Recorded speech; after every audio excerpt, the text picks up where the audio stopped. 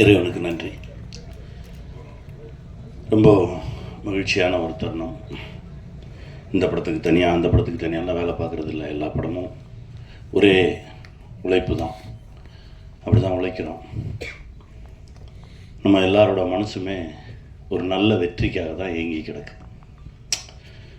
ஒரு பருத்தி வீரன் மாதிரி ஒரு வெற்றி வேணும், சுப்பிரமணியபுரம் மாதிரி ஒரு வெற்றி வேணும். நாம் கண்ட வெற்றியவே திரும்ப நாம் வெல்லணும், அதை ஜெயிக்கணும், இதை ஜெயிக்கணும் இல்லாமல் நம்ம வெற்றியவே நம்ம வெல்லணும் அப்படின்ற ஒரு போராட்டம் தான் அப்பால் சந்தித்தது. அதற்கு பிறகு தனியாக நின்று ஒரு படைப்பு கிடைக்கிறதுக்கு 7 வருஷம் ஆயிருக்கு. ரொம்ப உண்மையாக உழைச்சிருக்கோம். ஏன்னா இதில் சேர்ந்தது எல்லாமே நல்ல மனசு இருக்கிறவங்க ஒன்றா சேர்ந்தாங்க. ஏன்னா அது அமையாது. ஒரு சில படைப்புகளுக்கு தான் அதுவே அமைச்சுக்கும். கதையை இயக்குனர் இயக்குவார், நல்ல கதை இயக்குனரை இயக்கும்னு சொல்லுவார் பாலுமகேந்திரா சார். அந்த மாதிரி தான் இந்த கதை. தனக்கு தேவையான ஆட்களை அதுவே சேர்த்துக்குச்சு. நந்தா கதையை சொன்னோன்னே நான் சொன்னேன், முதல்ல நீங்கள் போய் பாரதி ராஜா அப்பா பாருங்கள். அப்பா கதை கேட்டு ஓகேனாருன்னா நம்ம உடனே போகலாம். இல்லை உங்கள் தேதி, நீங்கள் போய் பேசிட்டு வாங்க அப்படின்னா உடனடியாக பேசினோம். போய் கதை சொன்னார். எனக்கு ஈவினிங் கூப்பிட்டாரு, நடிக்கிறேன்னு சொல்லிட்டாரு. அப்புறம் என்ன, படம் ஸ்டார்ட் ஆகிடுச்சு. அப்புறம் அம்மா வந்தாங்க, அதுக்கப்புறம் அனன்யா வந்தாங்க. இப்படி ஒவ்வொருத்தராக இதுக்குள்ளே சேர்ந்தாங்க. நல்ல தயாரிப்பாளர், எப்போவுமே சிரித்த முகமாகவே இருப்பார் ரவி சார். எனக்கு ரொம்ப நாளாக தெரியாது. அவர் நிற்பார், சிரிப்பார், நானும் சிரிச்சுட்டு போயிடுவேன். அப்புறமா தான் யார் ஒருத்தர் சிரிச்சுக்கிட்டே இருக்காரு அப்படின்னா, அவர் தானே தயாரிப்பாளர் அப்படின்னா செஞ்சேன். அப்படி ஒரு அற்புதமான மனிதர். எங்கேயுமே தன்னை முன்னிறுத்திக்க மாட்டார். அவருக்கு இந்த கதை பிடிச்சிருக்கு, இந்த கதையை அப்படியே படமாகணும், இதுக்கு என்ன அப்படின்றது மட்டும்தான் அவர் மனசில் இருந்தது. நேர்மையும் உண்மையும் எப்போவுமே வெல்லும் அப்படின்லாம் பேசிகிட்டு இருக்கோம். நேர்மையை பற்றி நிறையா பேசிகிட்டு இருக்கோம். அதாவது இயல்பாக இருக்கிறது தான் நேர்மை என்னை பொறுத்த வரைக்கும். நான் என்னுடைய காலங்களில் அப்படி தான் கடந்து வந்திருக்கேன். ரொம்ப இயல்பாக தான் இருப்போம். எனக்கும் அமீரண்ணனுக்குமான உறவு அப்படி தான் ஆரம்பித்தது. எனக்கு அமீரண்ணனை தெரியும், தூரமாக இருந்து. நம்ம சேரன் ஆஃபீஸுக்கு வெளியில் ஒரு டீ கடையில் நின்றுட்டுருக்கேன். அப்போ உன்னை சேரன் ரிலீஸ் ஆகிடுச்சு. அண்ணா சேரன் அண்ணனை பார்த்துட்டு அவருடைய ராம் படத்துக்கு ஒரு பூஜை இருக்குது, அதுக்கு வாங்கன்னு சொல்லி கூப்பிட்டுட்டு வெளியில் வந்திருக்காரு. எனக்கு தெரியாது. நான் டீ கடையில் ரோட்டில் நின்றுருக்கேன். போன கார் நிறுத்தி இறங்கி வந்தார். அந்த டீ கடை கூட டீ கடை கிடையாது, தள்ளு வண்டியில் கடை வச்சுருப்பாங்க. நேராக இறங்கி வந்தார். உன் படம் எனக்கு ரொம்ப பிடிச்சிருந்தது தம்பி, உன்னை சாங்கன்னு எனக்கு ரொம்ப பிடிச்சிருந்தது. நான் சொந்தமாக ஒரு படம் எடுக்கிறேன், ராம்னு ஒரு படம். அதுக்கு இன்னும் 2 நாளில் பூஜை இருக்குது, நீங்கள் வரணும் அப்படின்னாங்க. அப்படி தான் ஆரம்பித்தது. அதுக்கு பிறகு திடீர்னு ஒரு நாள் நான் உதயம் தேட்டருக்கு வெளியில் ஆப்போசிட்டில் ஒரு பஸ் ஸ்டாப்பில் நின்றுட்டுருக்கேன். எங்கே இருக்க அப்படின்னு ஒரு ஃபோனு. நான் அப்படியே ஆப்போசிட்டில் பார்த்துட்டு, அண்ணே உதயம் தேட்டருக்கு வெளியில் ஒரு பஸ் ஸ்டாப் கிட்டே நின்றுட்டுருக்கேன் அப்படின்னேன். இப்போ தான் உனக்கு கடந்து போனேன், இந்த யூட்டர்ன் அடித்து வரேன், ஏன் ரோட்டில் நின்றுருக்கேன் வா அப்படின்னு சொல்லி திருப்பி கூட்டிகிட்டு போனார். இந்த உண்மை இருக்குல்ல, இதுதான் நம்மளை இறுக்கி பிடிச்சிக்கும். சுப்பிரமணியபுரம் பண்ணும்போது அப்படி தான் எல்லாத்தையும் விட்டாச்சு. 3 மெகாவையும் கொடுத்தாச்சு. இந்த அசோசியேட்டுக்கு எல்லாத்துக்கும் கொடுத்து நான் நிராயுத பணியாக போகிறேன். அங்கே என்ன பண்ணி வச்சுருந்துருக்கான், ஒருவேளை இவர் நம்ம சொல் பேச்சை கேட்காம 2 படம் டைரக்ட் பண்ணியிருக்காரு, ஒரு 2000 எபிசோடு எடுத்திருக்காரு, வேறு ஏதாவது பண்ணார், நம்ம சொல்கிறத கேட்கல அப்படின்னா நம்ம ஒரு சப்ஷூட் வச்சுக்கோன்னு சொல்லி சசி வச்சுருந்துருக்கான். எனக்கு தெரியாது. யாரும் பக்கத்து ரூம்லேயே இருந்திருக்கான் அந்த சப்ஷூட். நான் போய் நான் பாட்டுக்கு நான் பாட்டுக்கு போனேன், நான் பாட்டுக்கு நின்னேன். என்னப்பா நான் கூப்பிடவே மாட்டேறீங்க அப்படின்னா, இல்லை ஒரு 2 நாள் நீங்கள் சாப்பிட்டு தூங்க, அப்புறமா எடுப்போம், ஏன்னா ரொம்ப ஸ்ட்ரெஸ்ஸாக இருக்குது முகம் அப்படின்னு சொல்லி ஒரு 2 நாள் ரெஸ்ட்டு கொடுத்தாங்க. 3ஆவது நாள் போய் ஷூட் பண்ணுறோம். ஒரே ஒரு ஷார்ட் நடிச்சு நீங்கள் கிளம்புங்க அப்படின்னாங்க. நான் போய் என்ன பண்ண போகிறேன், நீ தான் எடுத்துகிட்டு இருக்கல, நான் நிற்கிறேன் அப்படின்னு சொல்லி வேட்டியை மடித்து கட்டிட்டு க்ரௌடை கிளியர் பண்ணிகிட்டு இருந்தேன். க்ரௌடை கிளியர் பண்ணிட்டு இருக்கும்போது சசி கூப்பிட்டான், அண்ணே இங்கே வா, அதை பார்க்குறதுக்கெல்லாம் ஆள் இருக்குது, நான் நடிக்கிறேன், நீ எடு அப்படின்னா. அங்கே தான் ஆரம்பிச்சது. ஒரு உண்மையும் நேர்மையும் தான் நம்மளை இழுத்துக்கிட்டே போகும். அது முடித்தவொடனே சசி சொன்னான், நீ சொல்லு அவங்களா பேசிக்கிட்டான். என்னடா அப்படின்னா, ஒரு சப்ஸ்டியூட் வச்சுருந்தோம் பக்கத்தில், அது அவனுடைய நேர்மை. ஒரு சப்ஸ்டியூட் வச்சுருந்தோம், உன் கையில் நான் மைக்கை கொடுத்தவொன்னே அவனை ராத்திரி அனுப்பிச்சிட்டேன் அங்கேருந்து அப்படின்னு சொன்னான். முதல்ல நடிக்க போகும்போது எங்கள் டைரக்டர் ஒரு சீரியல் ஷூட்டிங், ஒல்லியாக ஒருத்தன். நான் போய் நிற்கிறேன், என்னமோ தெரில, என்னை பிடிக்கல உங்களுக்கு. அப்போ ஒரு காட்சி, அப்போ கூட நடிக்கிற அந்த நடிகர்கிட்ட அவர் சொல்லியிருக்காரு, ஓங்கி ஒரு எத்துங்க, நீங்கள் எத்துல அவன் போய் வெளியே விழணும், அவனுக்கு நடிக்கணுன்ற ஆசையே வரக்கூடாது அப்படின்னு சொல்லியிருக்காரு. இது எனக்கு தெரியாது. நான் அந்த சீனில் போய் நிற்கிறேன், அதாவது கூட்டத்தில் இருப்பாங்க, அதுலேருந்து ஒரு சின்ன ஒரு காட்சி போய் நிற்கிறேன். என்ன அந்த நடிகர் ஓங்கி எத்துனார். நான் அவன் எத்துனதை தாண்டி எங்கிட்ட போய் விழுந்துட்டேன். அவங்களா சிரித்தாங்க. எனக்கு நம்பிக்கை மட்டும்தான் இருந்தது. ஒன்படுறாங்க, திரும்ப போய் நின்னேன், திரும்ப தூக்கி எறியப்பட்டேன். ஆனால் நான் நடிகன் ஆயிடுவேன் அப்படின்ற ஒரு நம்பிக்கையும் நேர்மையும் மட்டும்தான் இருந்தது. அதே இயக்குனர், அவர்கிட்டே வேலைக்கு சேர்ந்தேன். நான் இல்லாமல் அவரால் இருக்கவே முடியாது அப்படின்ற ஒரு நிலை, நான் அவரை விட்டு வெளியே போகிறேன்றப்போ கண்ணீர் விட்டு நிலை எல்லாமே பார்த்தேன். அந்த நடிகர் இப்பவும் இருக்கார், என்னுடைய நண்பர் தான் அவரும். அவர் எப்போ பார்த்தாலும், ஏய் சாரிடா அன்றைக்கி உன்னை மிதிச்சதுக்கு, எப்போ 30 வருஷம் முன்னாடி மிதிச்சேன், நீ மிதித்த மிதியில் தான் நான் இந்த இடத்துல விழுந்திருக்கேன்னு நினைக்கிறேன். இப்படி கடந்து தான் ஒரு இடத்த நின்றுருக்கோம். இதில் நேர்மைன்றது தனி வார்த்தையெல்லாம் கிடையாது, நம்மளுடைய இயல்பு, நம்முடைய உண்மைத்தன்மை. முன்னெல்லாம் கெட்டவனை பார்த்தா அவன் கூட சேராத, எதில் வம்பில் மாட்டி விட்டுருவான்னு சொல்லுவாங்க. இப்போ அதே வார்த்தையை நல்லவனை பார்த்து சொல்ல ஆரம்பிச்சிட்டாங்க.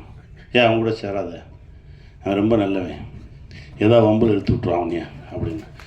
அந்த அளவுக்கு நமக்குள்ளே இருந்த பிறழ்வு அதிகமாகிடுச்சு. நந்தா அவருடைய ஒரு படைப்பு, திடீர்னு ட்ரெய்லருக்கு வாய்ஸ் கொடுக்கணும் அப்படின்னு கூப்பிட்றாரு. போனேன். இதற்கு முந்தைய படைப்பு அதே மாதிரி தான். அண்ணே இந்த ஓப்பனிங் வாய்ஸ் கொடுக்கணுண்ணே, யாரோ கேட்டோம், வரேன், அதுக்கும் பேசினேன். அதாவது நந்தாவுக்கு எனக்கும் இடையில ஏதோ ஒரு தொடர்பு இருந்துக்கிட்டே இருந்தது. இன்னும் சொல்லப்போனால் சோலா கிரியேஷன்ஸில் நான் ஒரு கதை சொல்லிட்டு வரேன். கதை சொல்லிட்டு வெளியே வரும்போது பொன்றாங்க சொல்கிறார், காலையில் தாண்டா ஒருத்தர் கதை சொன்னான், நான் ஓகே பண்ணிட்டேனே அப்படின்னாரு. என்ன கதைன்னு அப்படின்னா, அதுதான் கல்லூரியின் கதை. அங்கேருந்து ஆரம்பிச்சது. இவர் யார், நம்ம இப்போ போனோம், ஒரு காலையில் ஒருத்தர் ஓகே பண்ணிட்டு போயிருக்காரு, அவர் யாருன்னு சொல்லி தேடி தான் நான் நந்தாவை பார்த்தேன். அப்படி ஆரம்பித்தது தான் இந்த பழக்க வழக்கம். பட் என்னென்னா, ஒரே நேர்கோட்டில் தான் பயணிச்சிட்ருக்கோம், அப்படி தான் நான் நினைக்கிறேன். என்னை விட நல்லவன் நந்தா, அவ்வளவு நேர்மையானவன். எங்கள் அண்ணன் சொன்ன மாதிரி நான்லாம் அந்த 2வது ரகம் அந்த செயினை எடுத்து இது யாருதுனாவது கேட்பேன். நந்தா ஐயோ அப்படின்னு சொல்லி தள்ளி ஓடிடுவார். அவ்வளவு நல்லவர். நந்தா மனசுக்கு எப்போவோ மிகப்பெரிய ஒரு இடத்து தொற்றுக்கணும். இப்போது அந்த வாய்ப்பு கிடைக்கும். ஏன்னா நம்ம எதுக்கு வேணாலும் ஆசைப்படலாம், எஃபர்ட்ஸ் போடலாம். ஆனால் நமக்கு என்ன கொடுக்கணும், எப்போ கொடுக்கணும் அப்படின்னு முடிவு பண்ணுறது காலம்தான். அந்த காலம் இப்போ வந்துருச்சு. நந்தா, உங்கள் உழைப்புக்கும் உங்களுடைய உண்மைத்தன்மைக்கும் நம்ம மாணிக்கம் மாதிரி தான். நீங்கள் என்னைக்கு இருந்தாலும் உங்களுக்கு வெற்றி தான், ஜெயிச்சுக்கிட்டே இருப்பீங்க. இந்த கதை கேட்ட உடனே நான் சொன்னேன், எனக்கு எழுதி கொடுத்துருங்க. ஏன்னா இவர் சொன்னால் ஒரு மாதிரி மெஸ்மரைஸ் பண்ணுறாரு. அப்படியே பார்த்துக்கிட்டே இருந்தால் அவரும் எழுதுறாரு, நம்மளே எழுத வச்சுருவார். நான் சொன்னேன், ஏய் இது அதெல்லாம் அப்புறம், நீ முதல்ல எழுதி எனக்கு புத்தகமாக கொடுங்க, நான் தனியாக உட்காந்து படிக்கணும் அப்படின்னு சொல்லி அனுப்பிச்சேன். தனியாக எனக்கு ஒரு புக்கு வந்தது. அந்த புக்கை படித்தோடனே சொன்னேன், உடனே ஷூட்டிங் போவோம். இல்லை நீங்கள் அங்கே ஹைதராபாத், நான் எங்கே இருந்தாலும் வருவேன். அப்படி தான் ஷார்ட்டை நடந்தது. அன்பழகன் சொல்லிட்டு போயிட்டாரு, இதை உடனே சொல்லிடணும். ஒரு சில கதைகள் நம்மளை கூட்டிகிட்டு ஓடும். அந்த கதையில் இருக்கக்கூடிய உண்மைத்தன்மை நம்மளை இயக்கும். அப்படி தான் திருமாணிக்கம் தன்னை உருவாக்கிக்கிச்சு. நாங்களாம் யாரும் எதுவும் பண்ணல, அதுவாக தன்னை உருவாக்கிக்கிச்சு. அதுக்கு தேவையான ஆட்களை அதுவே எடுத்துக்கிச்சு. அனன்யா ரொம்ப அற்புதமாக நடிச்சிருக்காங்க, ரொம்ப பயங்கரமாக நடிச்சிருக்கம்மா. நானே முந்தா நாள் தான் படம் பார்த்தேன். ரொம்ப அற்புதமாக நடிச்சிருந்தாங்க. ஏன்னா அது நான் கண்டுபிடிச்ச பொண்ணு. அது எப்படின்னா, சசி இருக்கானே எதை கொண்டு வந்து நிப்பாட்டாலும் நொட்ட சொல்லுவான். நாடோடிகளில் ஹீரோயின் தேடணும்னு சொல்லி நானும் கதிரும் தேடுறோம்.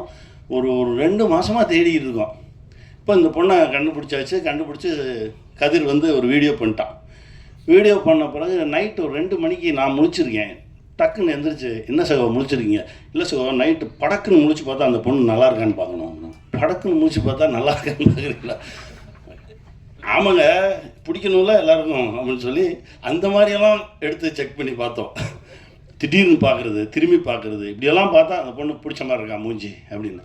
அது கடைசி பாருங்கள், எனக்கே பேராக வந்து நிற்கிது. நல்லா நடிச்சிருக்கீங்க. உங்களுக்கான இடம், பெரிய இடம் இருக்குது. வாழ்த்துக்கள். அப்புறம் எங்கள் அம்மாவை பற்றி நான் சொல்லணும் அப்படின்றதே இல்லை. அப்படி நின்னாலே அது அப்படி இருக்கும். நேற்று முந்தா நாள் நான் படம் பார்க்கும்போது கூட என்னை அறியாமல் நாங்கள் தான் ஸ்க்ரீனில் நிற்கிறோன்றதை தாண்டி எனக்கு ஜெவ்வுன்னு தூக்குச்சு. அம்மா ஒரு சத்தம் கொடுப்பாங்க, பக்கத்து வீட்டுக்காரங்களெல்லாம் கூப்பிடுவாங்க. அந்த இடம் என்னை அறியாமல் அப்படியே எடுத்துகிட்டு போச்சு. அதுதான், ஒரு சில இடத்துல ஒரு சிலவங்க நிற்கணும். அவங்க நின்னாதான் அது படைப்பு, அவங்க நின்னாதான் அதுக்கு உயிர் வரும். அப்பா பாரதிராஜா அப்பாவோட நடிக்கும்போது என்னை அப்படியே பார்ப்பார். பண்பற்ற நடிகன் ஆகிட்ட அப்படின்னு. இல்லைப்பா, அது அது அது வந்து என்னென்னா, மனோஜ் கூட சொன்னார். மனோஜ்னாலும் ரொம்ப க்ளோஸ் ஃப்ரெண்ட்ஸு. மனோஜ் படம் பார்த்துட்டு சொன்னார், இல்லைடா நீ அப்பா கூட நிற்கும் போது அவரையே பார்த்து ரசிக்கிட்டே இருக்கடா, அது தெரியுதுடா அப்படின்னு. வேறு என்னடா பண்ணுறது?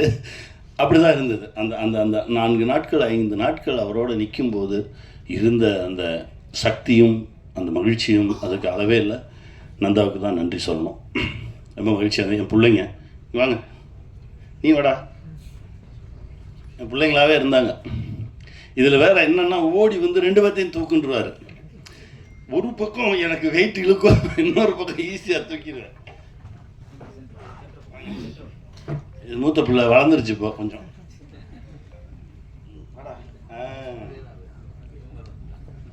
இவன் நானா, என்னுடைய சின்ன வயது நானும் நடிச்சிருக்கேன். அற்புதமான ஒரு நடிகன், ரொம்ப பெரிய தளம் இருக்குது. பிள்ளைங்க என்ன பேசுறியா? பேசு, 2 வாரம் பேசு.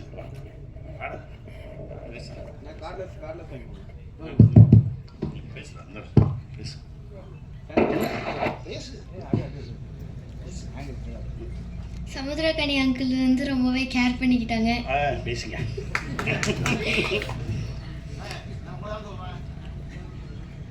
பேசுறா. இந்த மூவியில் எல்லாருமே ரொம்ப ஹார்ட் ஒர்க் பண்ணியிருக்காங்க. இதில் நந்தா பெரியசாமி அங்கிள் எனக்கு ஆப்பர்ச்சுனிட்டி கொடுத்ததுக்கு ரொம்பவே நன்றி. இல்லைன்னா அவனை மறந்துடுவாங்க, அதுக்கு தான் கூப்பிட்டேன். நான் பேசு, திக்காமல் பேசணும். நீங்கள் நல்லா பேசுவீங்க. ஹாய்.